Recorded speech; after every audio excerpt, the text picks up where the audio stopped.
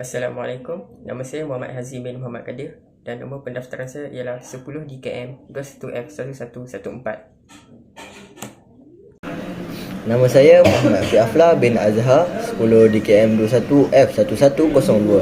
My name is Sharvilan, son of Sugunan, and my matrix number is 10 DKM 21 F1106. Okey, pertama sekali saya akan menerangkan tentang pilihan bilik darjah yang kumpulan kami telah reka. Kelas ini mempunyai 16 buah meja yang dibahagikan kepada 4 kumpulan, di mana setiap kumpulan mempunyai 4 meja.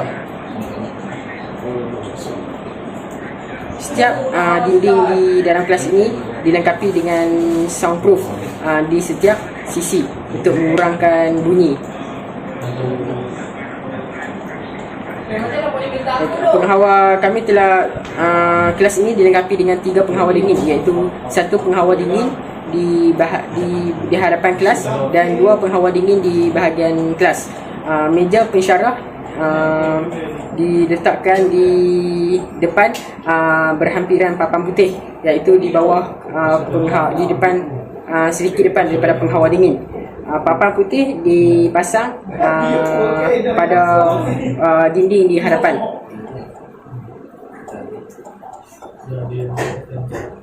Jarak antara meja adalah 2 meter, yang mana jarak ini akan memudahkan pensyarah berjalan di setiap sudut dan memberi keselesaan kepada pelajar untuk belajar.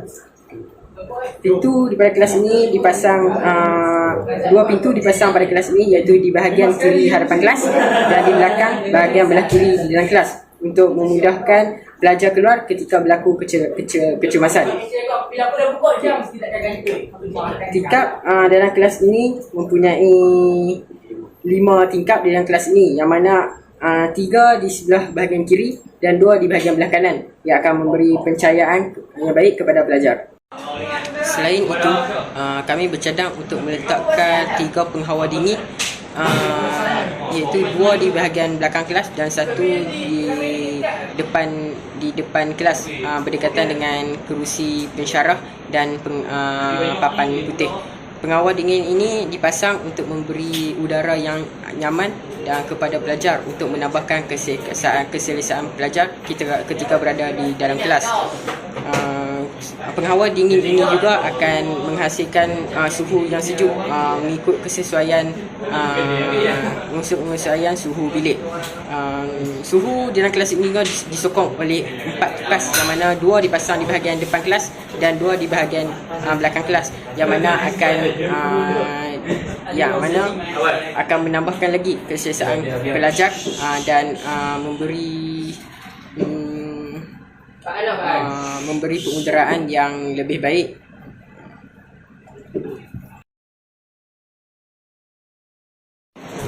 Di samping itu, kami memasang 4 jenis lampu, seperti yang ditunjukkan di atas. Lampu ini berupaya memberi cahaya yang lebih luas kerana faktor lampu yang lebih baik dan lebih canggih, yang mana akan memenuhi segala ruang di dalam bilik kelas. Lampu ini juga akan memudahkan pelajar untuk membaca dan mengulang kaji pelajaran dan mengurangkan eyeshadow di dalam dan mengurangkan eyeshadow pada setiap pelajar, termasuk pensyarah.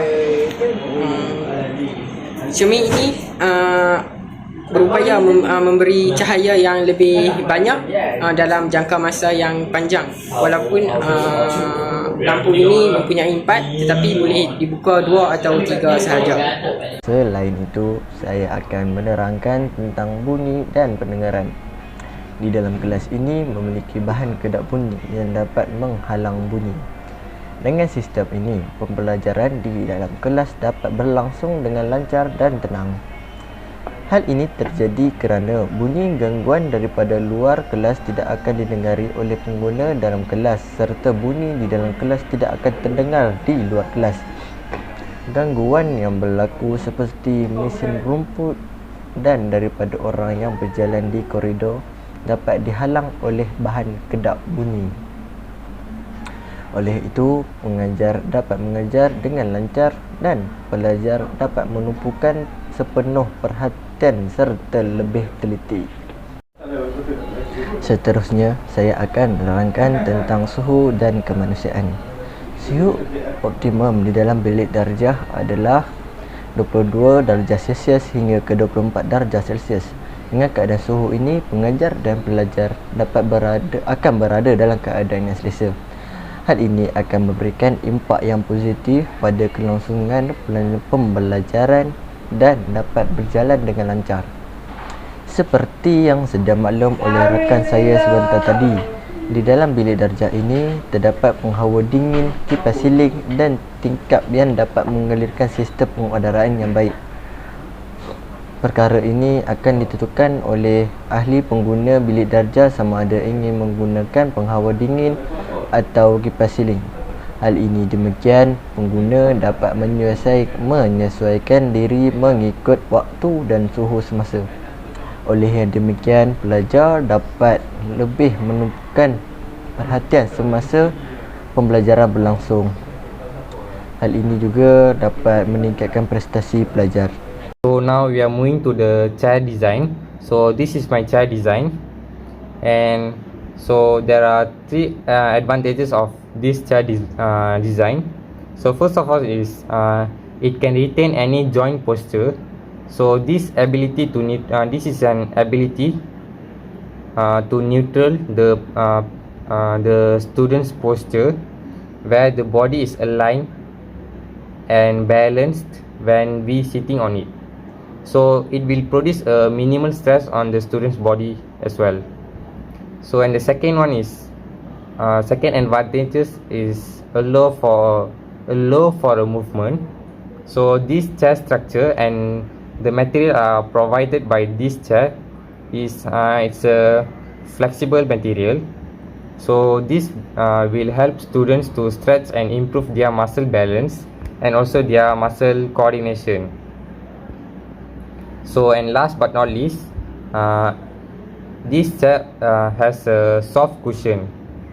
So so this cushion is provided with a soft cushion which will make them comfortable, and it is also has a high grip on it. So this if this chair has a high grip on a sitting cushion, so this will help prevent them from sliding out of the chair. Alright, so this is my table design, and I'm going to do a small introduction for my table design. So first of all, for the healthy development of a student physical and mental abilities, it is very essential to create a healthy and comfortable study environment.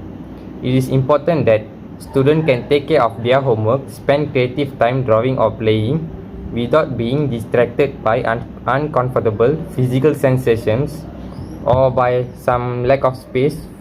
So for all their stationery and books, these are just a couple of reasons why it is highly advisable for a student to need this table.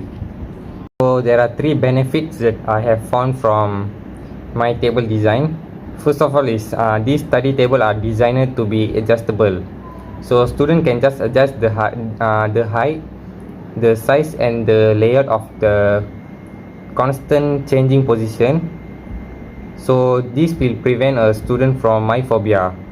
And the second thing is the table is it's a tile tabletop features. It has unique features that it is very useful in preventing neck pain and injury.